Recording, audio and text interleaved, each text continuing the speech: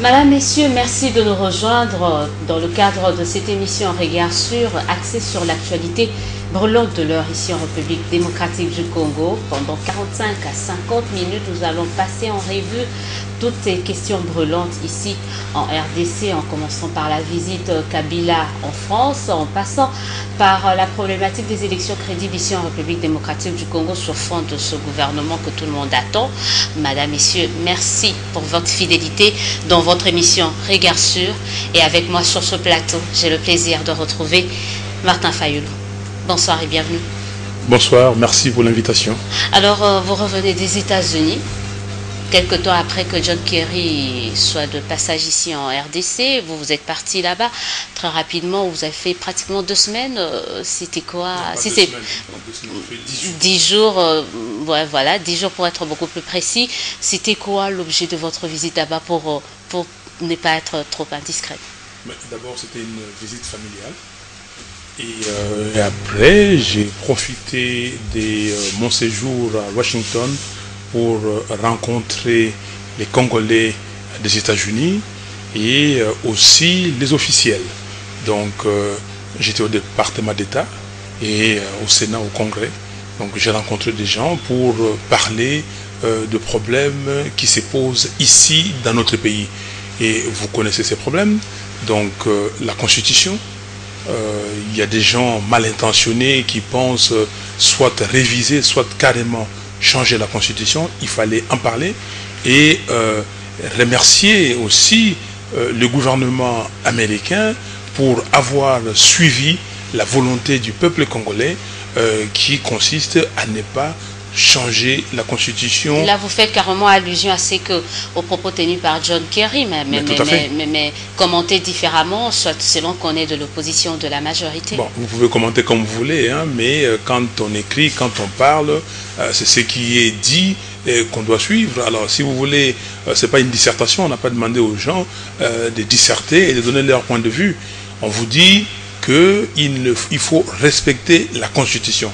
Qu'est-ce que ça veut dire? C'est un conseil à prendre ou à laisser. Ah bon? Vous pensez que le secrétaire d'État américain va faire un voyage pour venir ici à Kinshasa pour vos beaux yeux et vous donner un conseil que vous devez prendre ou laisser? Non, de toutes les façons, ce n'est pas ça le problème.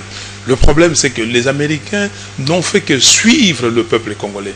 Et c'est ça que j'ai dit aux Américains, que merci pour nous avoir suivis. Et j'ai dit au Congrès, et au Congrès aussi, que les gens emboîtent les pas à l'administration américaine pour faire une déclaration forte demandant le respect de la Constitution. Et d'ailleurs, nous sommes contents que le président français ait dit la même chose. On va reparler quand même de cette visite de Kabila en France, en rapport avec ce qui a été dit ou ce qui n'a pas été dit également lors de cette visite. Mais revenons un peu aux États-Unis. Vous y êtes allé, on sait que ça faisait un bon bout de temps où il y avait quand même ce désamour entre Fayulu et la diaspora. Comment ça se passait l'accueil là-bas? L'accueil, je ne sais pas si vous avez vu, ça a été... comment dire, retransmis en direct. Les Congolais sont venus m'accueillir à l'aéroport. J'ai eu une réunion, tout de suite je suis arrivé vendredi et dimanche, j'ai eu une réunion avec les Congolais. Il y a des gens qui sont venus de New York, de New Jersey, de la Caroline du Nord et ainsi de suite. Donc on a eu une très très bonne réunion. Il y a souvent des problèmes d'incompréhension. Effectivement, les Congolais n'étaient pas contents du fait que j'ai accepté mon mandat à l'Assemblée nationale. Mais avoir trahi Tshisekedi, oui. Non, ce n'est pas une question de trahison, mais pour eux, il ne fallait pas entrer.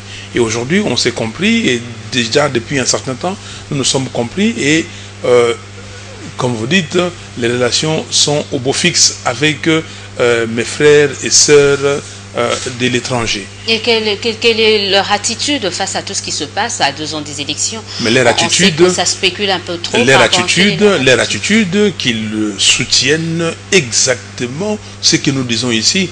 Pas de changement de constitution, pas de révision de constitution, ne touche pas à mon 220 et pas de présidence à vie en RDC. C'est clair. Et vous pensez que John Kerry est venu ici comme ça de but en blanc, mais c'est que les Congolais de la diaspora ont fait un travail énorme. Ils ont fait un travail énorme, ils sont en contact avec tous ces mondes-là, ils ont des entrées eux aussi. Ne pensez pas que nous sommes les seuls à travailler ici sur place. ils ont fait un travail intéressant et il fallait aussi, comment dire, les remercier et rendre à César ce qui est à César.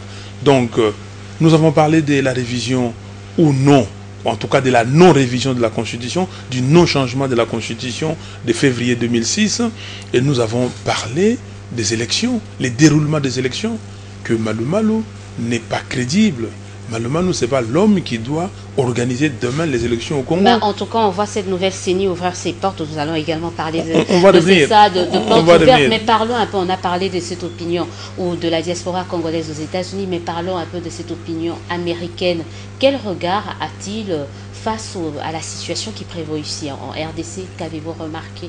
Mais les regards simplement que les institutions doivent fonctionner normalement en accord avec la Constitution qui a été mise en place. Ce n'est pas une attitude particulière pour les Congo, c'est une attitude pour tous les pays africains qui seront bientôt, comment dire, dans la période des élections. Donc, les Américains sont des démocrates. Ils ont une Constitution qui date de plus de 300 ans et qu'on a changé. Dans la Constitution américaine, il y a eu plus de 11 000 amendements proposés. Et sur les 11 000 amendements proposés, on n'a eu que 27 qui sont passés. Mais il n'y a jamais eu des amendements dans le style, voilà, pour faire accéder les gens au pouvoir. Non. Les amendements, c'est sur les droits humains, c'est sur des choses sérieuses. Ok? Donc, et ces gens-là nous disent que voilà pourquoi ne pas rejoindre les groupes de pays démocratiques au monde. Mais vous pensez qu'elles ont de plus en plus cette opinion américaine et de plus en plus sensible à ce qui se passe ici en République démocratique du Congo, notamment en rapport avec l'Est, la guerre, et ça a essayé de changer, ça a été à la base du changement un peu de la politique américaine ici envers la RDC? Mais l'opinion américaine est très sensible. Vous avez des organisations, vous avez des ONG américaines qui ne s'occupent que de problèmes congolais. Vous avez par exemple les Eastern Congo Initiative. Okay? Et vous le savez, vous avez beaucoup d'autres milliardaires qui financent des projets ici. Donc et cette opinion est très sensible. Et maintenant, je leur ai dit à tous ces mondes-là, vous pouvez financer les opérations comme vous voulez, vous pouvez vouloir faire arrêter la guerre à l'Est, mais ce n'est pas le problème. Le problème, c'est d'abord Kinshasa. Tout c'est la politique de Kinshasa. Il y a des complices à Kinshasa. Tant qu'il y aura des complices à Kinshasa, l'Est, vous pourrez tout faire, vous allez dépenser votre argent inutilement. Donc il faut d'abord régler les problèmes de gouvernance. Il faut d'abord régler les problèmes de légitimité du pouvoir au Congo. Oui, quand je reçois toujours, vous reparlez de ça, nous sommes à ce n'est pas moi. C'est vraiment un débat révolu. Je crois qu'on pourra. C'est pas révolu. C'est pas Élysée Parce Odia. qu'on parle déjà des élections de 2016. Non, on pourra écoutez, passer. Mais c'est pas moi. Je vous renvoie à l'exposé des motifs de la Constitution du 18 février 2006. Ce n'est pas moi. Que dit cet exposé des motifs? On ne parle pas de crise de légitimité, on ne parle pas de crise de légitimité récurrente au Congo depuis 1960. Ce n'est pas moi. Mais c'est un constat. Mais les faits sont têtus. Alors, vous voulez qu'on se taise, vous dites que le disque est rayé. Le disque n'est pas rayé. Nous sommes là et c'est pour cela. Pour faire rayer le disque et mettre ça, conjuguer ça au passé, il faut des élections crédibles. C'est ce que j'ai dit aux Américains, que nous avons un calendrier précis. La plateforme socio-politique Sauvons la RDC a organisé sa première convention et a élaboré un calendrier très clair. Et que vous allez détailler tout au long de cette émission. Mais reparlons un peu. On a vu, bien avant vous, vous êtes allé aux États-Unis, mais bien avant, on a vu Caméré faire une tournée européenne. On sent ce lobbying de Sauvons la RDC vers l'extérieur. À quoi devons-nous ça? C'est au nom du paternalisme de l'Occident. Vous avez compris que vous avez besoin de la bénédiction de l'Occident pour essayer d'accéder au pouvoir. On n'a pas besoin de la bénédiction de l'Occident, mais on a besoin de communiquer. En 2011, on nous a dit qu'on n'a pas suffisamment communiqué. En 2011, exactement le 11 janvier 2011, le Sénat, précipitamment, d'une façon intempestive, a accepté de traiter la question de la révision constitutionnelle, notamment la révision de l'article 71 de la Constitution, l'article 197 et l'article 198, et tant d'autres. Et nous n'avons pas élevé la voix. Et les gens nous ont reproché, ils ont dit qu'ils ont été pris, eux, en tout cas la communauté internationale, ils ont été pris par surprise. Alors nous disons qu'aujourd'hui, nous ne pouvons pas, ce n'est pas aujourd'hui que nous allons la voix. Au lendemain du 9 décembre 2011, quand il y a eu un coup d'État perpétré, ou en tout cas prononcé par M. Ngoï Molunda, quand il y a eu ce coup d'État, au lieu d'annoncer Tshisekedi vainqueur, on a annoncé M. Kabila. Nous avons commencé les démarches. Nous avons ici, à Kinshasa, été en réunion avec M. Hervé Latsous, le secrétaire général adjoint des Nations Unies chargé des questions de maintien de la paix. Nous avons discuté avec lui et nous avons commencé. Et depuis, ce n'est pas la première visite que j'effectue à l'étranger. J'ai été dans d'autres pays pour ça. J'étais en Angleterre, j'étais en France, j'étais en Belgique. Donc nous continuons même cette fois-ci. Nous voulons être précis et dire des choses comme il se doit. Nous avons un problème avec les fichiers électoraux de notre pays. On ne peut pas aller aux élections sans que la fondation soit solide. Est-ce que vous avez pris le temps d'échanger quand même avec d'autres amis de l'opposition? Apparemment, souvent la RDC fait cavalier seul, solitaire. Est-ce que vous ne pouvez pas créer une synergie autour de ça? Bien sûr, il y a une synergie qui vous... comment vous pouvez attester que nous faisons cavalier seul? Nous discutons avec les amis, nous discutons avec les amis des élus d'EPES, je discute avec les parlementaires ou les députés du MLC à l'Assemblée nationale, nous discutons avec d'autres députés à l'Assemblée nationale, d'autres partis politiques. Vous avez l'impression qu'il y a une dynamique qui se crée pour une véritable alternative en 2020? Bien sûr que oui, mais souvent la RDC c'est quoi? Vous voyez, souvent la RDC, vous pensez, sauvons la RDC. Nous avons eu des discussions sérieuses et précises. Une alliance contre nature. Hein, non, il n'y a pas d'alliance contre nature. Caméré et Fayulu. Alors où est l'alliance contre nature? Où est l'alliance contre nature? Et regardez, je suis un homme qui marche par objectif. Je suis un homme des résultats. Je suis un homme qui a des sentiments ailleurs. Je ne fais pas la politique des sentiments. Je vais vous dire, Élisée Odia, il y a des sentiments que je ne connais pas, moi. La haine, la jalousie, l'envie. Ok? Ce sont des sentiments que je ne connais pas. La convoitise, je ne connais pas. Je vois aujourd'hui, qu'est-ce que le Congo a besoin?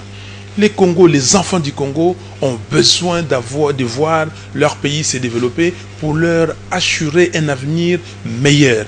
Est-ce que moi, je peux contribuer à assurer l'avenir meilleur aux enfants du Congo? Alors si oui, quels sont les moyens pour y parvenir? Et je mets ces moyens en action. Alors, vous pensez, moi je ne suis pas ennemi de personne.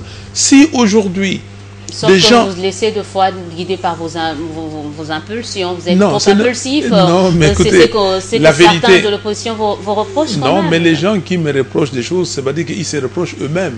Quand vous êtes vrai, quand vous dites la vérité, vous savez que la vérité blesse. Et c'est pour ça que les gens pensent. Il y a quelqu'un qui a dit, oui, Martin Fayulu avec un ego surdimensionné. Je ne sais pas ce que ça veut dire. Quel ego? Je dis des choses vraies. Les gens qui sont avec moi, ils partent, après ils reviennent. J'ai appris quelqu'un que vous avez reçu ici, sur ce plateau, en train de déblatérer sur Fayulu, qui était hier avec moi, et avant-hier avec moi. Et hier, il a dit, oui, Fayulu. Mais, quelques jours ici, là, il est passé dans une chaîne de télévision pour vanter les mérites de Fayulu. Est-ce que vous comprenez ça? Simplement parce que je dis la vérité. Et si je dis la vérité, moi, mon juge, c'est le peuple congolais.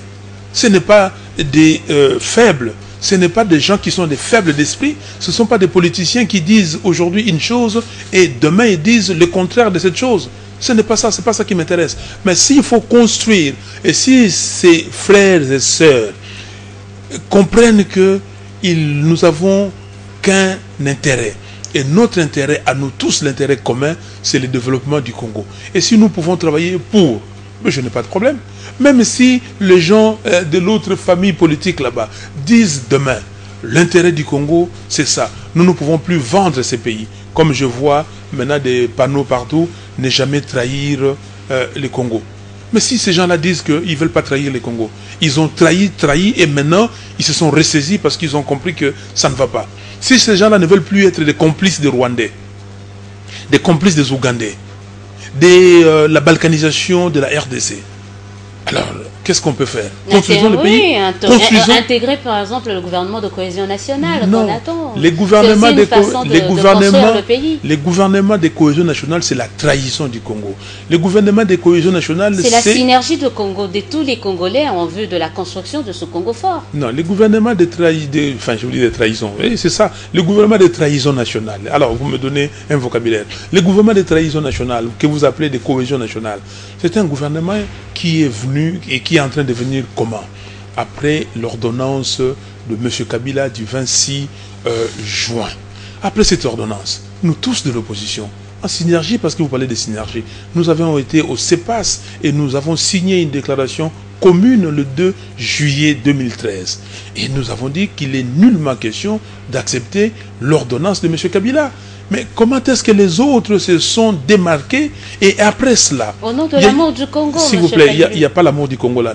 Les gens se sont... Et nous tous, d'ailleurs, en groupe, petit groupe, les autres sont partis à, comment dire, limiter, faire un conclave.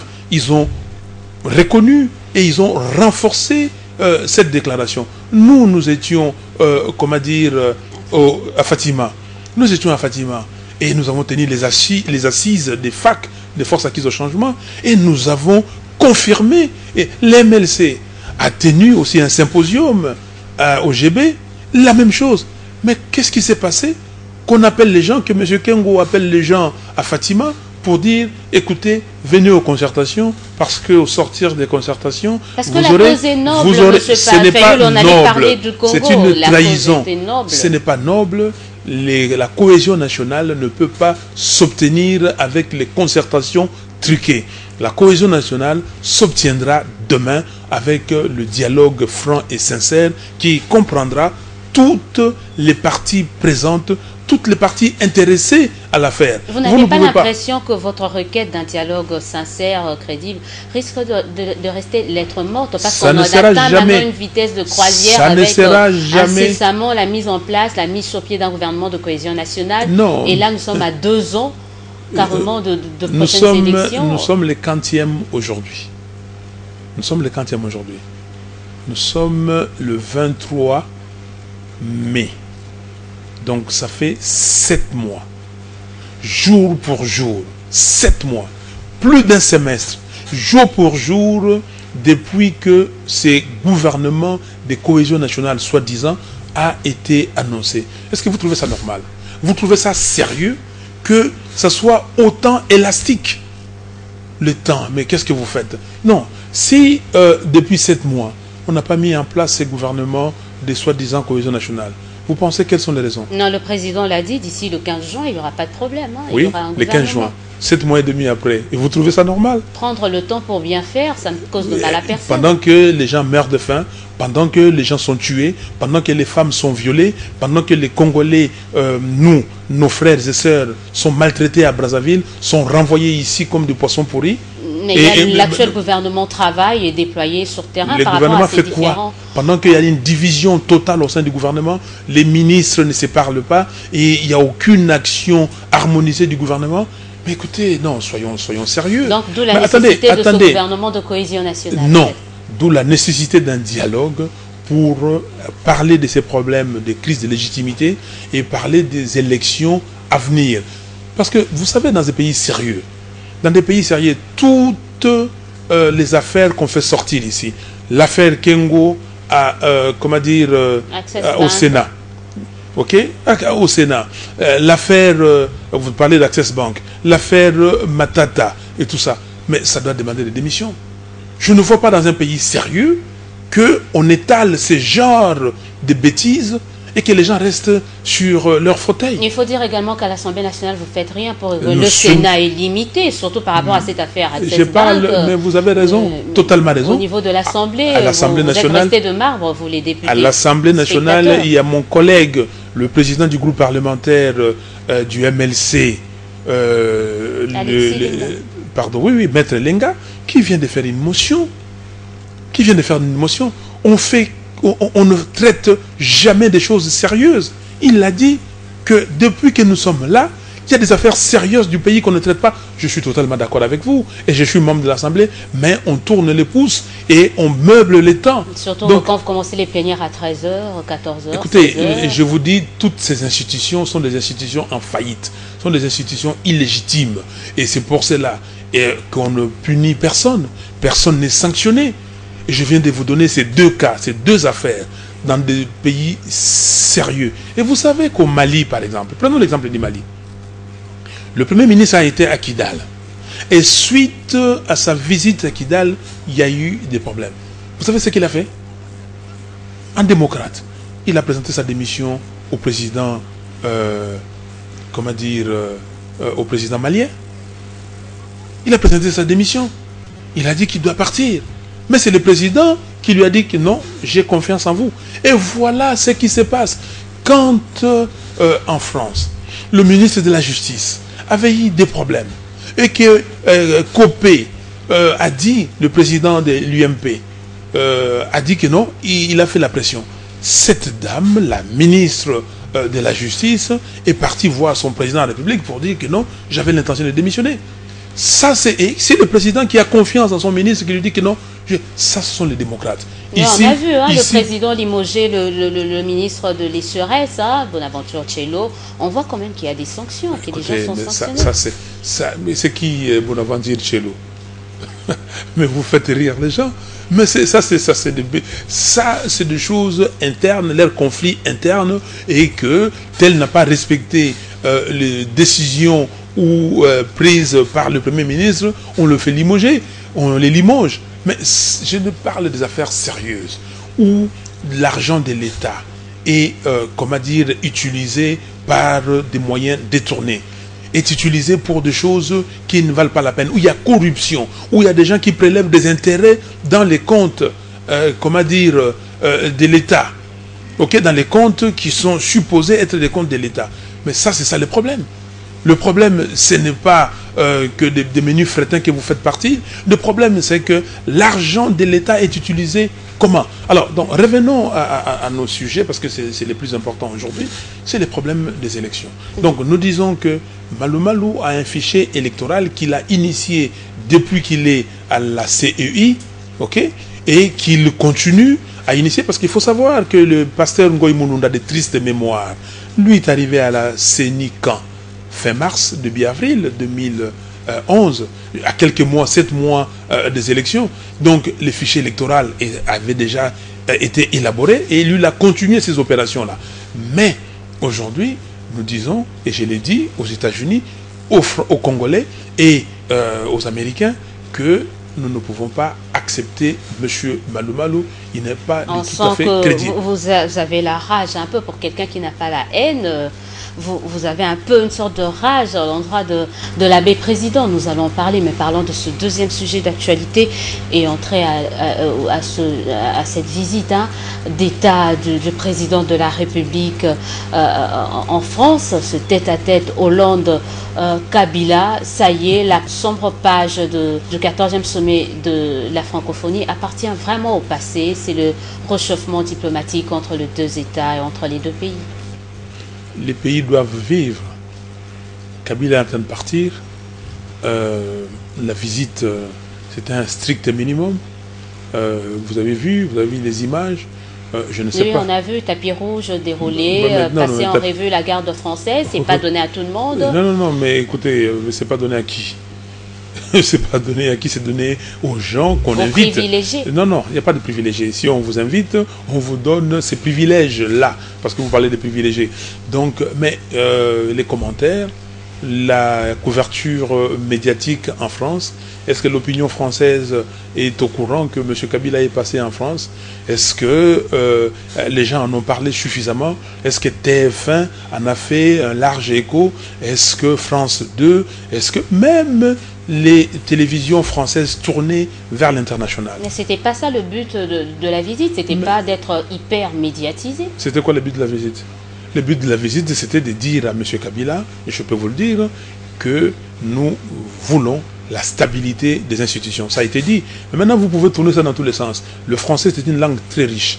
Le français, c'est une langue subtile. Okay? C'est la langue de la diplomatie. Et le français vous dise que, monsieur, mesdames, pour dire à tous les Congolais, nous voulons la stabilité des institutions. Ça peut être un sujet de dissertation. Vous pouvez disserter comme vous voulez. Mais je vous dis, pour qu'il y ait stabilité des institutions, on doit commencer par où? On doit commencer par respecter la Constitution de la République.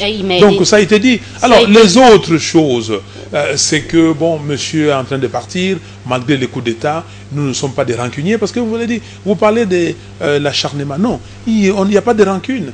Il y a les affaires d'État qui doivent être traitées, ou les affaires des États qui doivent être traitées.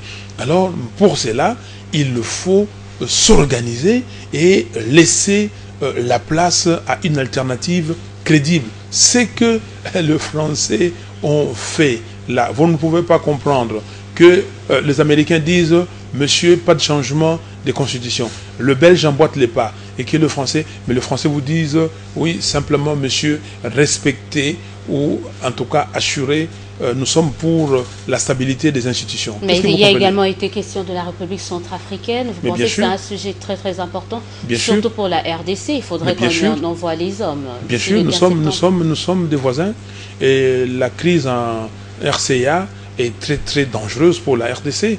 Et vous savez que à l'Équateur, le nombre des réfugiés centrafricains qui sont présents chez nous, des gens qui sont entrés, qui peuvent créer une instabilité dans le pays. Donc ça nous concerne parce qu'on peut mettre n'importe qui et venir déstabiliser le Congo. Et demain vous allez apprendre qu'il y a une autre rébellion qui a commencé comment dire, au nord du pays.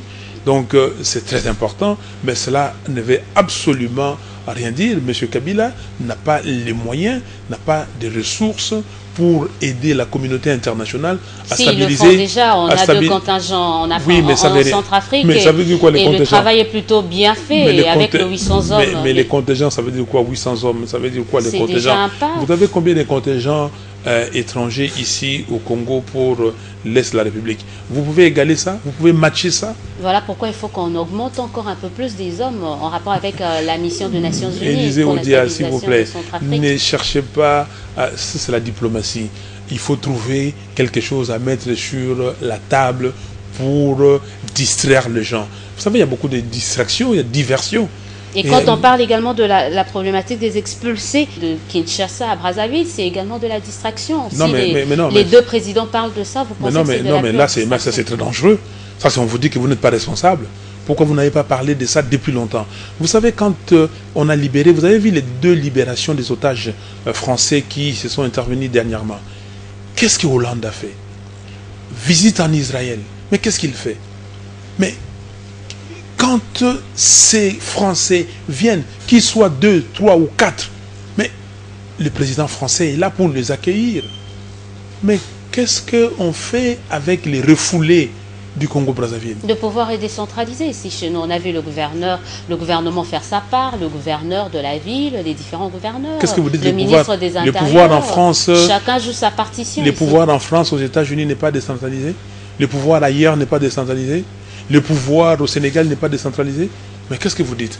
Quand on vous refoule plus de 120 000 personnes, quand vous avez des gens qui dorment à la Belle Étoile, quand vous avez des femmes violées, quand vous avez des gens congolais de Kinshasa vivants qu'on mette à la morgue, et vous avez ça, et vous dites que le pouvoir est décentralisé. Et qu'est-ce qu'il fallait faire? C'est l'irresponsabilité, mais ça veut dire qu'on tape le poing sur la table.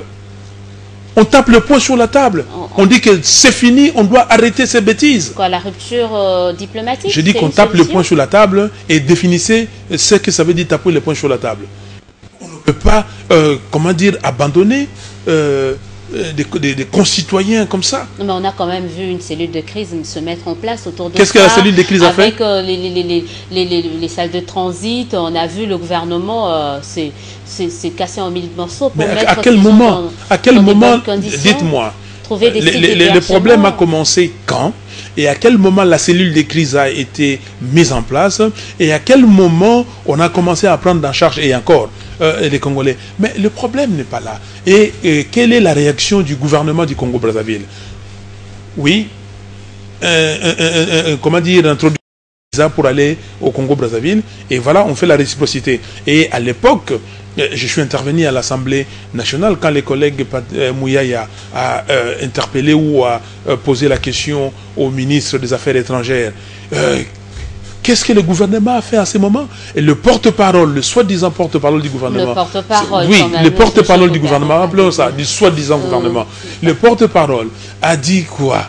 Qu'on ne pouvait pas, comment dire, assurer la réciprocité parce que simplement, il y a ces Congolais-là étaient des gens qui n'étaient pas en ordre pour demeurer en République du Congo.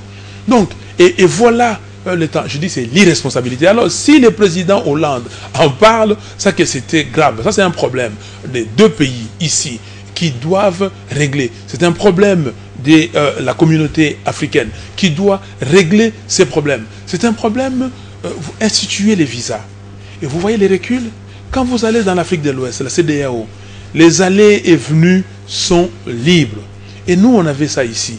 Et instituer les visas. On doit faire payer aux gens plus de 85 $. Mais nous, on a essayé, on a vu le gouvernement faire sa part, envoyer des émissaires, mettre en place une diplomatie pour que ce problème puisse se résoudre sur le plan diplomatique. Il ne faut pas jeter la pierre quand même sur le gouvernement qui a tout tenté. Attendez, je crois que je ne sais même pas pourquoi je prends beaucoup de temps pour, comment dire, pointer du doigt là où il y a des problèmes. Le problème, c'est que M. Kabila et M. Sassou Nguesso doivent nous dire ce qui se passe réellement. Un point, un trait. Parce qu'eux, ils doivent connaître le fond du problème. Qu'ils nous disent. Moi, je leur pose la question aux deux. Qu'ils nous disent ce qui se passe réellement. On ne les a pas encore entendus parler. Il y a des non-dits, vous pensez? Mais il y a bien sûr.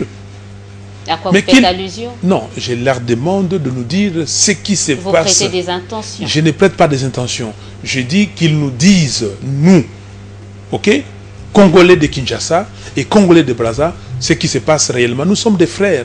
Nous sommes, moi j'ai des amis, ok, moi je suis quinois, ok, j'ai des amis d'ici, les Teke d'ici, qui ont des frères, ok. Vous savez, quand Nyarkos parlait ici, il est d'ici, il est de là-bas. Il y a des frères ici, parce que les rois Ngaliema, ok, les Bateke, mais ils sont où? Alors maintenant, vous allez dire à un Teke qui a des parents ici, des grands-parents ici, qui a des grands-parents à Brazzaville. Vous allez lui dire, pour aller à Brazzaville, de payer 85 $ ou je ne sais pas, de visa pour traverser. Mais quelle aberration! Alors donc, c'est pour cela que je dis, résumons le problème. Il faut que qu'on nous dise exactement qu'est-ce qu'il y a derrière cette affaire. Qu'est-ce qui se cache? Alors, on va très bientôt terminer. Hein. On a gardé le meilleur pour la fin. Vous êtes maintes fois revenu sur le processus électoral ici en RDC, la crédibilité et la transparence de ce processus. Ça y est, c'est fait. La CENI de Ngoyi, de l'abbé président, vous a entendu et a ouvert ses portes. Des journées portes ouvertes pour expliquer aux gens qu'est-ce qui est fait à la CENI. Est-ce que vous y êtes déjà allé? Les CID, les FAC, vous y êtes déjà allés? Les FAC ne sont pas allés, on ne nous a pas appelés, et même si on nous appelait, on n'ira pas. Parce que regardez la qualité des gens qui vont là-bas, ce sont des gens triés que M. Malumalou, pour amuser la galerie, parce qu'il sent la pression. Ok? Vous savez, on dit les laboureurs et ses enfants. Ok? Donc, maintenant, sentant sa mort prochaine, ok, la mort, ça veut dire sa démission, son départ de la tête de la CENI. M. Malumalou est en train de multiplier des occasions pour montrer aux gens qu'il est en train de travailler. Ces portes ouvertes, que nous appelons nous des portes fermées, ok, ces journées portes fermées. Malumalou a trié des choses à montrer, mais qui nous disent les fichiers électoraux, à combien d'électeurs? 32 millions? Okay. L'opération qu'ils ont commencé est là pour colmater les brèches. Quand est-ce qu'on va arriver à 32 millions? Qu'ils nous disent, qu'ils démontrent, parce qu'on devait montrer aux gens, quand vous avez une opération porte ouverte, vous allez, vous dites, moi je m'appelle Élisée Odia, je suis parmi la délégation, je veux voir les serveurs, est-ce que je vais faire un test? Oui, allez, je mets mon nom, paf, je vois, ah, je suis carte numéro telle, circonscription telle, mon nom est là. Est-ce qu'on a fait des choses comme ça? Qu'ils nous disent, les serveurs se trouvent où? à Kinshasa, à Bruxelles, où? Qui gère les serveurs? Qu'ils nous disent, voilà, j'ai proposé, donc c'est lui, Malou Malou, qui est élection locale, en premier. Et que les élections locales... Il faut dire que vous avez été quand même débouté sur Non, attendez, on va revenir. Que les élections locales, la circonscription, c'est les groupements. Alors qu'ils nous disent qu'ils prennent un groupement du Congo. Il y a combien de groupements? Qu'ils nous disent il y a tant de groupements, voici les fichiers par groupement. Je prends par exemple un échantillon, 3 groupements, et je démontre. C'est ça. Donc, M. Malou Malou sait que les élections locales ne peuvent pas avoir lieu. Mais il va publier quand même très bientôt le calendrier pour la poursuite. Mais les calendriers, sauvons la RDC. Oui, sauvons la RDC. Urbaine, locale et municipale. Sauvons la RDC a fait un calendrier compréhensif. Et vous avez vu, les municipales, les locales, les urbaines, on repousse ça après 2016. Et nous sommes très contents que l'AETA, donc la société civile, a dit que Malou Malou, avec ses hypothèses, piège. C'était très dangereux et il piégeait la population. Donc, et AETA a publié un calendrier qui est exactement presque les calendriers de Sauvons la RDC. Alors, maintenant, ces amis-là de l'AETA, qui étaient ses amis hier, ou je ne sais pas s'ils sont toujours ses amis, qui viennent de les désavouer. Parce qu'il a fait des réunions avec eux. Parmi eux, il y a des gens qui l'ont accompagné aux États-Unis. D'ailleurs, j'ai vu des gens que Malou Malou a vu aux États-Unis pour leur dire, proposer son calendrier. Et j'ai dit à ces gens-là, ils ont trouvé que Malou Malou était très faible. Je peux vous le dire.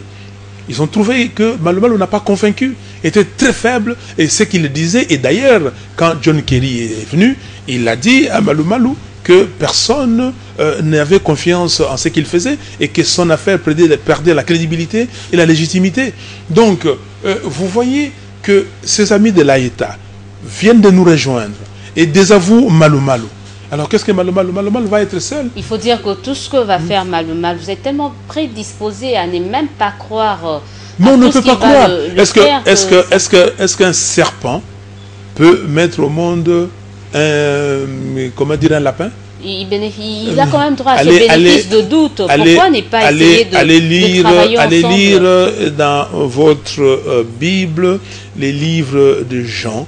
Ok? Lisez Jean 3, 6. Ok? Vous allez lire et vous me direz, une espèce ne donne qu'un fruit de la même espèce. Ok? Monsieur Malou Malou restera Malou Malou de 2006, il ne pourra jamais changer. Il restera Malou Malou de 2006, membre d'un parti politique de la majorité kabyliste, conseiller de M. Kabila, qui a fait des émissions et tout ça, et en amitié avec certains intérêts ZTS et tout ça, et ces intérêts-là qui essayent de faire le lobbying pour lui. Mais nous disons que ça ne marchera pas parce que le peuple congolais a signé une pétition. Non, on a quand même vu, très rapidement, on va parler parce qu'il nous reste peu de temps, on a vu quand même la dernière décision, pas la dernière décision, la MONUSCO a quand même décidé d'affecter 15 de ses techniciens au sein de cette MONUSCO, oui, mais pas pour Malou Comment Malou. vous, au niveau des FAC, analysez-vous cela? Mise sous tutelle de la CENI? Nous sommes en train de discuter avec la MONUSCO. On a eu déjà des réunions, on a eu déjà 2 réunions avec la MONUSCO sur ça. Nous sommes en train de discuter avec la MONUSCO. La MONUSCO met les gens là-bas, vous savez la nouvelle résolution. On renforce la mission des bons offices de la MONUSCO pour les élections. Ok? Et la MONUSCO, en mettant les gens là-bas, ça n'avait strictement rien dire, ça ne veut pas dire qu'ils soutiennent Malou Malou. Je vais revenir, excusez-moi si je peux prendre même 30 secondes, sur la pétition Malou Malou dégage de la CENI. J'ai entendu des gens dire que Fayoulou ne sait pas lire la Constitution, que la démission. Mais je crois que les gens ne savent pas lire les lois de la République. Il faut lire la loi portant organisation et fonctionnement de la CENI. Quelles sont les modalités de départ d'un membre du bureau? Il y en a 8. Alors que les gens aillent regarder. Et dans les 8 modalités, quand on parle de décès, on parle de la démission, comment dire, l'acceptation d'un poste incompatible, une fonction incompatible à la fonction du membre de la CENI, la démission et les 4 autres. Il n'y a pas la démission? Et que les gens aillent lire. Alors je leur donne un devoir. Et qu'ils viennent après vous voir pour discuter, qu'ils lisent l'article 27 de la Constitution. Et qu'ils me disent, que dit l'article 27? Non, nous, Sauvons la RDC, nous avons initié cette pétition en conformité totale avec la Constitution du 18 février 2006. Donc, Malo Malo n'est pas crédible. Malo Malo, les journées portes ouvertes, ce sont des fantaisies, c'est la distraction, parce que Malo Malo veut faire montrer aux gens qu'il travaille, qu'il dépense de l'argent, mais qu'ils nous disent, les gens qui l'embauchent, qui nous disent ce qui se passe là-bas au niveau du tribalisme, au niveau des gens qu'il a embauchés, qui appartiennent à une tribu, qui appartiennent à sa tribu, qui nous disent les gens qui ont travaillé avec son successeur, comment ils sont maltraités, comment ils sont traités aujourd'hui, les dédoublements de job à la CENI, nous savons tout ça. Malo Malo n'est simplement pas crédible. La personne qui va accorder un crédit à Malo Malo, c'est que cette personne, peut-être, il n'est pas chrétien. Aucun chrétien sérieux ne pourra accorder quelqu'un qui ne respecte pas le code de conduite de l'Église catholique. Mais comment cette personne, de sa communauté de base, comment cette personne peut respecter autre chose? Comment cette personne peut amener les gens aux élections transparentes et crédibles? On va bientôt. Vraiment, ce sera la toute dernière question par rapport à Malo Malo. On vous demande, on dit à vous souvent la RDC, vous avez des membres à la CENI, pourquoi ne pas le retirer carrément et faire tomber le bureau? Mais ils vont se retirer. Ils vont se retirer, ne vous en faites pas. Et ils vont se retirer. De toutes les façons, ils prennent leur temps, en fait. Ils vont se retirer. Le problème, c'est que, vous dites, en français, on dit, qui trop embrasse mal étreint. On ne va pas aller commencer à faire Malo Malo d'abord. C'est lui qui est la tête. Et vous n'avez pas peur qu'avec ça, quand le bureau, quand ça risque de créer une crise, au finish prolongé quand même. Non. Qu'on n'ait pas il n'y a pas de crise, il n'y a pas de crise, il n'y a pas de crise si nous avons le dialogue. De toutes les façons, déjà, on a enlevé les élections locales. Vous enlevez les élections locales, il n'y a pas de problème de temps. Parce que les élections locales que Malo Malo a mis là, c'est pour gagner du temps, c'est pour déborder, faire déborder 2006. Donc, les élections locales n'auront pas lieu parce que techniquement, on ne peut pas le faire. Et de toutes les façons, on ne peut pas. La 2006, les arriérés de 2006, c'est fort clos. Les élections de 2006, c'est fort clos. Nous devons terminer les arriérés de 2011. Et pour terminer les arriérés de 2011, il y a les provinciales et les sénatoriales. Donc, Malo Malo, qu'il aille faire autre chose. Si l'Église catholique ne va plus l'accepter, ou personne ne viendra dans des messes qu'il pourra célébrer, mais ça, c'est son problème, qu'il aille faire autre chose. Il a gagné suffisamment d'argent et nous savons qu'il est dans d'autres choses. Et très lui-même rapidement, M. Fayoulou, je vous donne une minute pour votre mot de la fin en rapport avec cette émission. Mon mot de la fin, c'est que le peuple congolais doit continuer à être responsable et à être vigilant. Vigilance, ça veut dire pas de révision, pas de changement de la Constitution. Vigilance, ça veut dire que Malo Malo doit dégager de la CENI et avoir un monsieur ou une dame crédible à la tête de cette CENI. Vigilance, ça veut dire que les élections doivent avoir lieu à des dates. L'élection présidentielle en 2006, troisième trimestre 2016, pardon, nous devons avoir l'élection présidentielle. Et nous devons terminer le processus de 2011 en commençant très rapidement avec l'élection des députés provinciaux, c'est-à-dire les élections provinciales et l'élection des sénateurs. Et avant toute chose, il faut un audit du fichier électoral pour que la fondation soit réellement solide. Et voilà, ce sera votre mot de la fin. Merci à vous d'avoir répondu à notre invitation. Merci pour votre disponibilité. On remercie également les téléspectateurs. Je sais que vous étiez très nombreux à nous suivre. Écrivez-nous, hein, il y aura certainement un numéro affiché en bas de l'écran pour vos remarques, vos suggestions et voire même vos questions. On se dit au revoir et nous donnons rendez-vous pour un prochain numéro, toujours dans le cadre de votre émission Regard Sûr. Au revoir et à très bientôt.